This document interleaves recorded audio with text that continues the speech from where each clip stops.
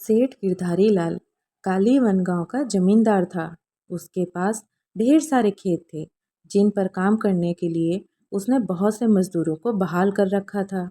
वह कंजूस था, लेकिन धन जमा करने वाला सामान्य कंजूस नहीं, बल्कि धन खर्च करते समय उसे कंजूसी करने में बड़ा मजा आता था। वह मजदूरों को पूरी मजदूरी नहीं देता या किसी बहाने से दूसरे दिन टाल देता। बेचारे गरीब मजदूर थे, इसलिए चुपचाप रह जाते। कहीं उन्हें शायद काम ना मिले, इसलिए बेचारे कुछ नहीं कहते। चालाक सेठ किसी शुभ दिन या त्योहार के दिन का इंतजार और करता। उस दिन मजदूरों को बुलाकर उनकी मजदूरी का केवल एक हिस्सा ही देता। वह भी इसलिए दे देता ताकि मजदूर उसे गाली गलौज ना दें।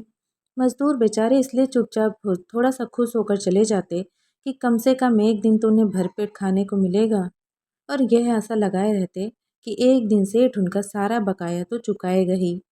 आखिर वह इतना गरीब तो नहीं हो जाएगा कि उनकी मजदूरी ही ना दे सके, क्योंकि उसके पास तो काफ़ी धन है। एक दिन गिरधारी लाल शहर के माहवारी हाट में मवेशी खरीदने गया, क्योंकि उसकी गायें अब उतना दूध नहीं दे रही थीं जो सबके लिए काफ़ी हो। बाजार में उसने दो गायों को पसंद किया और मोल भाव कर दाम तय कर लिया। अचानक उसे याद आया कि पैसों की मखमली थैली तो घर पे ही छूट गई। अब वह दुविधा में पड़ गया। वह सौदे के हाथ से जाने नहीं देना चाहता था। वह जानता था कि मवेशी का सौदागर कल तक इंतजार नहीं करेगा और किसी के हाथ गायों को बेच देगा। उसने सोचा कि उसे किसी न किसी तरह पैसों का जुगाड़ वहीं करना होगा, ताकि उसी दिन गायों को घर ले जा सके। गिरधारी लाल किसी महाजन की तलाश करने लगा। बाजार के पास में ही एक महाजन मिल गया, लेकिन किसी जमानत के या सुरक्षा के बिना उधार देने को तैयार न था। सेठ के पास उस समय सोने की मूठ वाली कटार थी, जो उसे उसके दादा ने भेंट की थी। घर से बाहर जाते समय डाकुओं के डर से वह इसे हमेशा अपने पास रखता। सेठ गिरधारी लाल ने अपनी कटार दिखाते हुए महाजन से कहा, यह हमारी पुश्तैनी कटार है, हमारे दादा की भेंट है। यह हमारे लिए अमूल्य है, साथ ही इसकी मूठ सोने की है, लेकिन लाचारी है, इसलिए इसकी जमानत मैं देने को तैयार हूँ। महाजन कटार की जमानत में उसकी ज़रूरत भर ऋण देने को तैयार हो गया। गिरधारी लाल ऋण लेकर कुछ दिनों में ऋण लौटाने का, कटार वापस ले जाने का वादा करके बाजार चला गया और उन गायों को खरीद कर उन्हें एक युवक की सहायता से अपने गांव ले गया। गिरधारी लाल कई सप्ताह, बल्कि कई महीनों तक महाजन को ऋण चुकाने नहीं आया। महाजन धीरज के साथ इंतजार करता रहा और सोचता रहा कि सोने की मूठ वाली कटार को क्या करे। क्या उसे बेचकर सूद के साथ ऋण का पैसा वसूल कर ले? लेकिन महाजन से कटार लेगा कौन? उल्टा कोई देख लेगा तो जितने लोग उतनी तरह की बातें बनाएंगे और उसकी प्रतिष्ठा धूल में मिल जाएगी। इसलिए वह चुपचाप रहा और उसने जमींदार के पास अपने नौकर को भेजने का निश्चय किया। जब नौकर जमींदार के घर गया तो वह घर पर नहीं था। नौकर वापस चला आया। कुछ दिनों बाद फिर जमींदार के पास भेजा गया, किंतु इस बार जमींदार से नहीं मिल पाया, क्योंकि वह बीमार होने कारण सो रहा था। जमींदार के नौकरों ने महाजन के नौकर को वापस भेज दिया। महाजन इस आशा से ही जमींदार मेरे नौकर को जाने का संदेश पाकर ऋण लौटाने के लिए स्वयं आ जाएगा, कुछ और दिन धैर्यपूर्वक सब सहता रहा। उसके बाद निराश होकर उसने एक योजना बनाई। जब अगली बार नाई सुखराम उसके बाल काटने आया, तब उसने उसे सारी कहानी बता दी और साथ में यह भी कहा कि उसकी कटार कहीं गायब हो गई है। अच्छा ही होगा कि जमींदार ऋण वापस कर अपनी कटार लेने ना आए।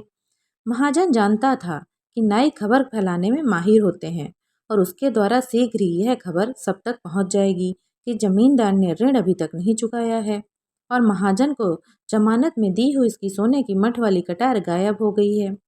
सचमुच हुआ भी ऐसा ही। यह खबर आसपास के गांव में सब तरह फैल गई। जब वह नाई बाल काटने के लिए जमींदार के घर गया तो उसने यह खबर उसे भी सुनाई। गिरधारी लाल को अब तक इस बात पर शर्म महसूस नहीं हुई थी कि उसने महाजन का ऋण नहीं चुकाया, क्योंकि इस रहस्य को उसके अलावा कोई और जानता नहीं था। लेकिन अब उसने अनुमान लगाया कि बहुत से ग्रामीणों को उसके ऋण के बारे में पता लग गया होगा।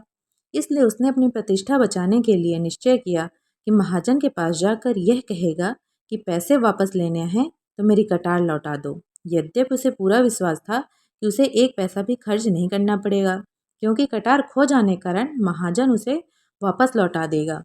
फिर भी महाजन के पास काफ़ी पैसे लेकर गया। महाजन के घर पर जब जमींदार को यह बताया गया कि उसकी कटार चोरी हो गई तो उसने खूब हल्ला मचाया। कैसे विश्वास होगा कि महाजन जमानत के लिए कटार रखेगा? उसने ऊंची आवाज में चिल्लाते हुए कहा। उसने सावधानीपूर्वक सोने के दस्ते की चर्चा नहीं की। भला महाजन के घर में कटार कौन चुराएगा? वह और जोर से चिल्लाया। जमींदार भीड़ इकट्ठा करने के लिए महाजन का मजाक उड़ाते हुए ठहाका मारकर हंसने लगा। जब सड़क पर काफी भीड़ इकट्ठी हो गई तब जमींदार ने महाजन से कहा, क्यों नहीं घर के अंदर जाकर कटार की खोजबीन करते? उसे यह उम्मीद थी कि महाजन अंदर जाकर शीघ्र ही बाहर आ जाएगा और उसे यह कहेगा कि हिसाब बराबर हो गया और इस तरह ऋण का एक पैसा भी वापस नहीं करना पड़ेगा। महाजन दबते सहमते अंदर गया और बहुत देर तक बाहर नहीं आया।